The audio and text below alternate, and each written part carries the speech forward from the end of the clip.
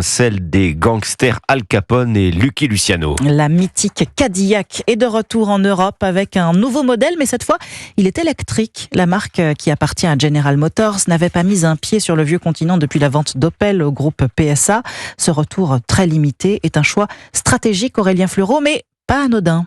Première raison de ce comeback pour GM, la France est un marché porteur, c'est celui où la progression du 100% électrique est la plus importante ces derniers mois. Logique donc de se positionner en Europe, là où la batterie devrait être la norme en 2035. La deuxième raison est d'ordre purement stratégique, explique Bertrand Racoteau, directeur du conseil automobile chez Ducker et Carlyle, cabinet basé à Détroit, tout comme General Motors. Quand Cadillac était encore distribué en Europe, l'idée n'était pas de faire des grands scores de vente, mais de pouvoir surfer sur l'idée que Cadillac est en vente en Europe, c'est une marque de luxe, c'est une marque reconnue et appréciée des Européens. Donc l'idée pour Cadillac est certainement de refaire un petit peu le même coup, d'avoir en fait cette approche d'image. Et ce retour se fera donc avec le Lyriq, un SUV de 5 mètres, 2 tonnes 7 qui annonce 530 km d'autonomie, soit un Paris-Lyon sans arrêt pour se charger. Il sera uniquement vendu en ligne dans un premier temps, pas de prix annoncé à ce stade, mais en Suède par exemple, il faut débourser environ 80 000 € pour s'offrir le luxe à l'américaine. Preuve que le constructeur entend s'installer durablement en France. Un centre Cadillac City ouvrira cette année à Paris.